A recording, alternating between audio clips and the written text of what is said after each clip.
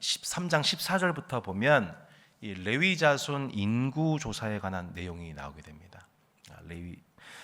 근데 이제 독특한 것은 잠깐 보실까요? 3장 14절부터 이렇게 보시면 여호와께서 시내 광야에서 모세에게 말씀하여 이르시되 레위 자손을 그들의 조상의 가문과 종족을 따라 계수하되 어떤 사람을 계수합니까? 1개월 이상 된 남자를 다 계수하라 이렇게 나와 있습니다. 자, 지금까지 12지파는 계수할 때 어떤 기준으로 뽑았었죠? 20세 이상의 남성으로서 싸움에 나갈 만한 사람을 택하였는데 지금 레위 지파는 독특하게도 각 지파별로 1개월 이상 된 남자를 다 계수하라. 보통 유대인들은 8일째 되면 할례를 다 받지 않습니까?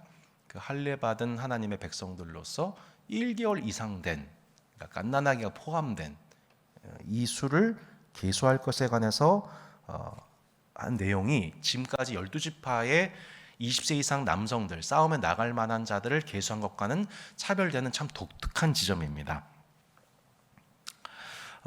이 레위 지파는 직접 싸움에 나가는 12지파는 다르게, 군사들과는 다르게 성막을 관리하고 제사장과 회중을 돕는 제사 담당자로 부름을 받았다고 말씀을 드렸죠. 어떻게 보면 12지파보다 좀 더 본질적으로 하나님의 군대는 결국 거룩 성결에 헌신되냐 그렇지 않냐에 따라서 12지파의 싸움이 성패가 결정되기 때문에 가장 본질적으로 중요한 이 역할이 레위 지파의 역할이었습니다. 특별히 일반인이 함부로 성막을 취급하거나 접근하지 못하도록 막는 방파제 역할이 레위 지파 역할이었죠. 민수기 3장 12절로 13절을 먼저 보시면 이 레위 지파에 관한 서론적인 설명이 나옵니다. 3장 12절 13절 보십시오. 보라, 내가 이스라엘 자손 중에서 레위인을 택하여 이스라엘 자손 중에 태를 열어 태어난 모든 맏일을 대신하게 하였은즉 레위인은 내 것이라. 처음 태어난 자는 다 내 것임은 내가 애굽 땅에서 그 처음 태어난 자는 사람이나 짐승을 다 거룩하게 구별하였음이니 그들은 내 것이 될 것임이니라. 나는 여호와이니라. 이렇게 말씀 나와 있습니다. 민수기 말씀을 이렇게 이해하다 보니 어제 한 성도분께서도 속건제에 대해서 저한테 질문하셨는데 속건제에 대해서 또 이해를 하려면 레위기를 이해를 해야 됩니다. 오늘 이 말씀을 또 이해하려면 또 어딜 이해해야 되냐면 출애굽기를 또 이해를 해야 됩니다. 계속해서 비빔밥이기 때문에 계속해서 조금씩 고추장과 기름을 풀어서 이걸 섞어 먹지 않으면 하나님의 말씀을 제대로 우려내기가 참 쉽지가 않지요. 그래서 오늘 본문에서는 출애굽기의 두 가지 사건을 이해해야만 본문을 해석할 수가 있습니다. 첫 번째 출애굽기 우리가 기억해야 될 지점은 출애굽기 1장입니다. 자, 애굽 땅에서 생육하고 번성하고 있던 이스라엘 백성들을 학대하는 애굽 왕 바로 이야기가 출애굽기 1장에 등장하지요. 급기야는 이스라엘 백성들 중에 아들이 태어나면, 딸이 아니라 아들이 태어나면 그 아들을 바로 어떻게 해버리라? 나일강에 던져버려라 라고 하는 이스라엘 이 남자 사내 아이 산하 제한 정책을 펴게 됩니다. 그러던 중에 출애굽기 2장 1절을 보면 레위 가족 중에 한 사람이 레위 여자에게 장가들어서 얻은 아들, 레위 지파의 아들이 나오게 되죠. 여러분, 그 아들이 누굽니까? 모세입니다. 모세요. 훗날 이 모세를 통해서 이스라엘 백성들이 출애굽하게 됩니다. 하나님은 애굽으로부터 이스라엘을 구원하시기 전에 레위 출신의 자손 모세를 나일강에서 먼저 건져내시지요. 약 80여 년 뒤에 이스라엘 백성들에게 일어날 출애굽 사건을 예표하는 사건이 출애굽기 1장 2장에서 일어나게 된 것입니다. 출애굽기 12장을 보면 출애굽 직전에 이스라엘과 애굽에게 나타난 극적인 사건 하나가 등장하는데 우리가 기억해야 될 두 번째 출애굽기 기억 시점입니다. 12장 21절로 23절에 보면 이런 사건이 나옵니다. 같이 한번 읽어볼까요? 모세가 이스라엘 모든 장로를 불러서 그들에게 이르되 너희는 나가서 너희의 가족대로 어린 양을 택하여 유월절 양으로 잡고 우슬초 묶음을 가져다가 그릇에 담은 피에 적셔서 그 피를 문 임방과 좌우 설주에 뿌리고 아침까지 한 사람도 자기 집 문 밖으로 나가지 말라. 여호와께서 애굽 사람들에게 재앙을 내리려고 지나가실 때에 문 임방과 좌우 문설주에 피를 보시면 여호와께서 그 문을 넘으시고 멸하는 자에게 너희 집에 들어가서 너희를 치지 못하게 하실 것임이니라. 아멘. 하나님께서 자신을 대적하는 애굽과 애굽 왕 바로에게 10번째 재앙을 내리시지요. 그것이 무엇이었습니까? 장자의 죽음이었습니다. 그래서 이 애굽에서 난 모든 처음 난 것들의 죽음, 이것이 애굽을 향한 하나님의 심판이었습니다. 참 놀랍지 않습니까? 출애굽기 1장에서 애굽 왕 바로가 하나님 나라를 향해서 어떻게 대적했습니까? 처음 난 모든 자들을 죽이려고 했죠. 하나님께서 그 애굽 왕에게 대해서 어떻게 보응하셨나요? 애굽의 모든 처음 난 것들을 죽이십니다. 애굽에서 태어난 모든 장자들, 심지어 누구도 포함되었습니까? 애굽 왕 바로의 아들까지도. 각 가정의 장자, 심지어 가축의 처음 난 것까지도 하나님께서 그렇게 원수에게 보응하고 계시는 정말 무서운 장면입니다. 하나님께서 애굽을 치셔서 온 나라에 죽임을 당하지 않는 장자가 없었습니다. 온 가정의 장자를 다 잃어버리게 된 거예요. 여러분, 성경에서 장자란 단순히 물리학적으로 수많은 자녀들 중에 한 명을 의미하지 않습니다. 장자란 자녀 세대 전체를 대표하는 것입니다. 한 세대 전체를 의미합니다. 장자를 죽이셨다, 한마디로 나라 전체가 심판당했다는 뜻입니다. 그런데 하나님의 재앙이 애굽 땅에 있는 자들 중에 유일하게 그 장자의 죽음을 피해간 그룹들이 있었습니다. 그것이 누구였습니까? 어린 양 유월절의 피가 문 임방과 좌우 설주에 뿌려진 가정은 심판이 없는 게 아니라 심판이 없는 게 아니라 심판이 찾아왔다가 패스오버, 유월이란 6월을 얘기하는 게 아니라 넘어가다, 패스오버. 하나님의 심판이 왔다가 그 어린 양의 피를 보고서 넘어가게 되는 은택을 누린 이스라엘의 모든 가정은 장자의 죽음을 피하게 되었던 것입니다. 여러분, 만약 생각해 보세요. 6월절 어린 양의 피가 없었다면 여러분, 이스라엘은 어떻게 되었을까요? 애굽의 모든 집안과 구분됨이 없습니다. 구분됨이 없어요. 여러분, 우리라고 해서, 우리가 지금 교회를 다니고 있다고 해서 그것이 우리에게 구원받는 이유가 될 수는 없습니다. 교회 봉사한다고 해서 그것이 우리가 구원 얻는 조건이 될 수 없습니다. 어렸을 때부터 내가 모태신앙이었다고 해서 구원받는 게 아닙니다. 우리는 똑같이 세속 사회와 같이 하나님께 진노와 심판을 당할 운명이었고, 그 하나님의 심판은 바로 문 앞에까지 맞닥뜨렸던 존재였습니다. 그러나 예수 그리스도의 그 보혈로 말미암아, 그 보혈을 믿는 믿음으로 말미암아 우리가 닥쳐진 운명, 심판의 운명에서 벗어나게 된 것입니다. 할렐루야. 여러분, 이 구원의 복음을 기뻐할 수 있기를 바랍니다. 그렇게 이스라엘의 모든 장자들이 이때 하나님의 보호와 어린 양의 피로 구원을 얻어서 출애굽에 성공하게 되었고, 대부분은 이제 그렇게 광야에서 하나님의 군사들로 서게 됐겠죠. 앞서 언급했듯 첫째 아들들만 보호를 받은 게 아니고 이스라엘 전체가 구원을 받은 것입니다. 하나님은 그렇게 이스라엘 민족을 몰살하려 했던 애굽 왕에게 보응하셨습니다. 동시에 이스라엘 향해서는 하나님의 사랑을 나타내셨습니다. 여러분, 이스라엘 또한 동일하게 심판받을 수밖에 없었던 존재들이었지만 그들을 사랑하신 하나님께서 죄 없는 어린 양의 희생의 피로써 그들을 죄악 가운데서 속량하셨습니다. 여러분, 속량이란 무슨 뜻입니까? 인질되었던 사람에게 값 지불하여 구속했다는 뜻입니다. 애굽에서 되었던 이스라엘을 하나님은 속량하셨습니다. 하나님의 심판을 받지 않고 장자들의 생명이 보호받도록 하나님은 그들을 속량하셨습니다. 어떻게 속량, 값지불 하셨습니까? 흠없는 어린 양의 피, 희생의 값을 주고 속량하신 것입니다. 이 어린 양은 결국 하나님의 어린 양으로서 세상 죄를 지고 가시는 십자가를 지신 예수 그리스도를 예표하죠. 하나님께서 그렇게 어린 양을 통해 이스라엘을 속량하심으로 결국 이스라엘에 대한 법적 소유권자는 더 이상 애굽 왕 바로가 아닌 여러분 하나님 그분이 되셨습니다. 본문 13절에서 보듯이 그렇게 처음 태어난 자는 다 누구의 것이 되는 것입니까? 하나님의 것이 됩니다. 왜요?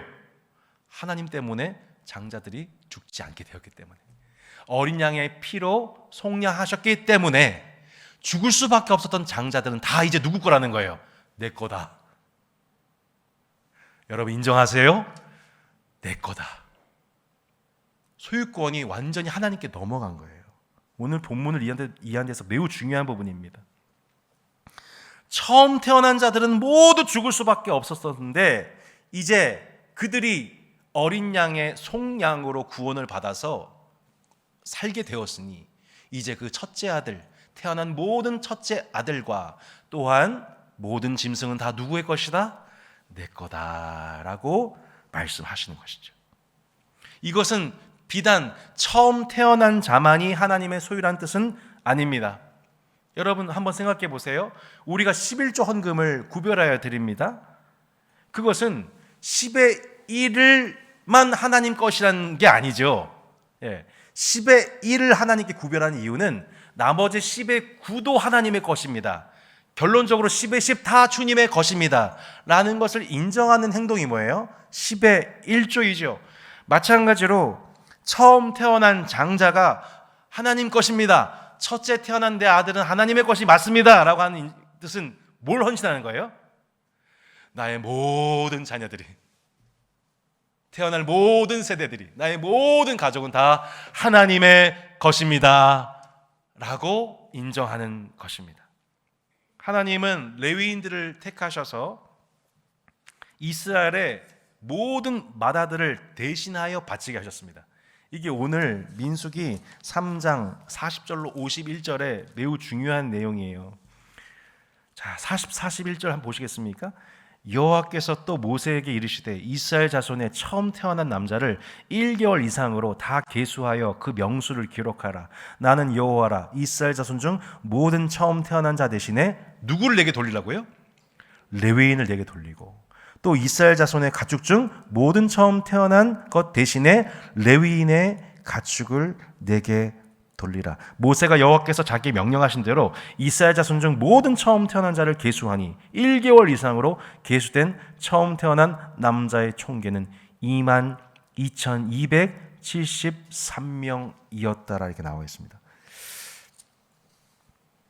자, 오늘 본문을 이제 해석하고 정리하겠습니다. 하나님은 레위인들을 택해서 이스라엘의 모든 맏아들을 대신해서 바치게 하셨어요. 결국 먼저 이스라엘에서 태어난 맏아들의 숫자를 계수해야만 하겠죠.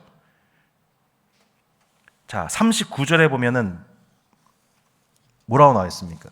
모세와 아론이 여호와의 명령을 따라 레위인을 각 족속대로 계수한즉 1개월 이상 된 남자는 모두 몇 명이었어요? 22,000명이었어요. 하나님 앞에 22,000명을 헌신했어요. 레위 지파를 구별해서. 근데 다시 한번 이스라엘에 태어난 장자의 숫자를 세어봤어요. 그랬더니 생후 1개월 이상 된 자의 수가 몇 명으로 계수된 것입니까? 43절에 나와 있죠. 22,273명이었습니다. 이 숫자가 상당히 중요합니다. 거의 비슷해 보이죠? 22,000명 즈음입니다. 한마디로 이스라엘이 하나님 앞에 바쳐야 하는 레위인의 수가 몇 명 부족했습니까? 273명이 부족했습니다. 273명.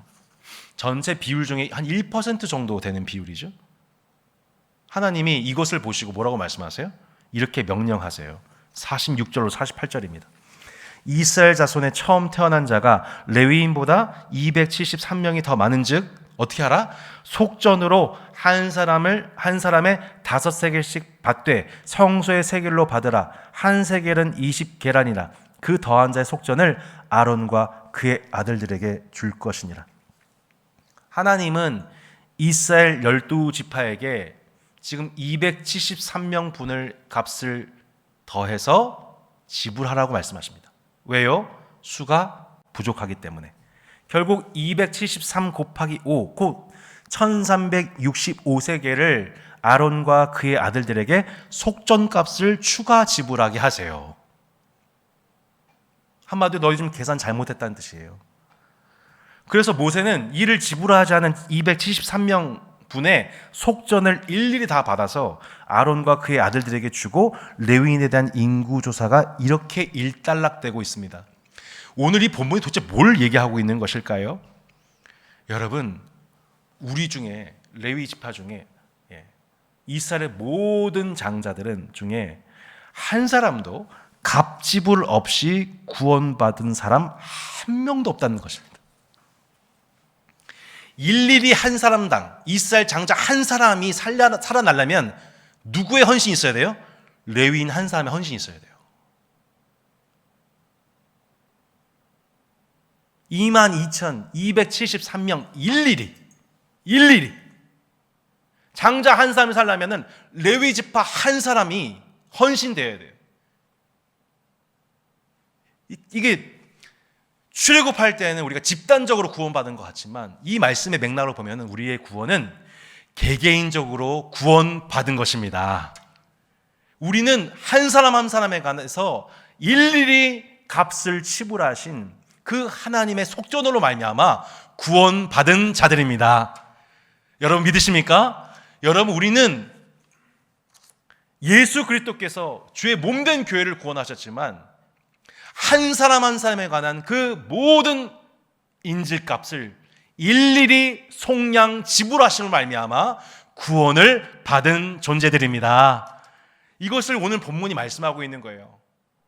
22,273명 일일이 한 사람 한 사람에 대한 대가 지불이 22,000명의 레위 지파의 헌신과 또한 273명분에 관한 이 속전에 관한 지불로 말미암아 그 이스라엘의 모든 장자를 포함한 이스라엘의 모든 백성들이 어떻게 됩니까? 하나님께 나아감을 얻게 됩니다. 오늘 이 본문이 이것을 말씀하고 있는 거예요. 구원은 절대로 공짜가 아닙니다. 구원은 절대로 공짜가 아니에요. 예수 그리스도의 그 희생으로 말미암아 속전이 되시는 예수 그리스도의 몸값 지불이 있음으로 말미암아 우리가 자유자로 자유케 된 것입니다. 여러분 한번 생각해 보세요. 하나님께서 왜 이렇게 2200명 중 또한 273명 겨우 1% 속전세 내지 않은 것에 대해서 끝까지 돈을 받아내시는가? 하지만 생각해 보세요. 우리가 가진 소유나 부동산이나 내가 누군가에게 금전적인 피해를 받거나 손해를 봤었을 때 심지어 여러분 오늘 하루 10,000원짜리 한 장 없어도 생각해 보세요. 하루가 뒤숭숭하죠. 하나님은요, 하나님께서 소유하신 백성들에 대한 마땅한 권리가 있는 분이십니다. 출애굽기 19장 5절에서도 너희는 모든 민족 중에서 내 소유가 되었다라고 말씀하시죠. 성도 여러분, 우리는 그렇게 예수 그리스도의 값지불로 말미암아 집단적으로 또한 개개인적으로 하나님의 소유가 된 백성들입니다. 여기 있는 성도들 중에 내 인생은 여전히 내 것입니다. 내 생명도 내 것입니다. 라고 하나님 앞에 주장하신 사람 아무도 없습니다. 내 자녀는 그들의 인생은 그들의 인생의 것입니다. 라고 주장할 수 있는 사람 아무도 없습니다. 성도 여러분, 우리는 예수 그리스도의 피값으로 속량을 받아 하나님의 소유 이전 등기된 자들인 것입니다. 그래서 사도행전 20장 28절에 이렇게 말씀합니다. 여러분은 자기를 위하여 또는 양떼를 위하여 삼가라. 성령이 그들 가운데 여러분을 감독자로 삼고 뭐라고 나와 있습니까? 하나님이 자기 피로 사신 교회를 보살피게 하셨느니라. 주님이 뭐라고 말씀하세요? 자기 피로 사셨다고 말씀하고 있습니다. 뭘요? 교회를요. 우리를요. 성도 여러분, 우리는 예수 그리스도의 피로 하나님께서 소유하신, 여러분, 하나님의 소유된 백성들입니다. 또 내가 내게 이르노니 너는 베드로라. 내가 이 반석 위에 내 교회를 세우니 음부의 권세가 이기지 못하리라. 오늘 본문의 말씀을 이제 정리하겠습니다. 여러분, 그렇다면 우리가 예수 그리스도의 피에 속량을 입어서 주님의 몸된 교회인 우리는, 여러분, 그 소유권자가 누구입니까? 교회의 소유권자는 누구입니까?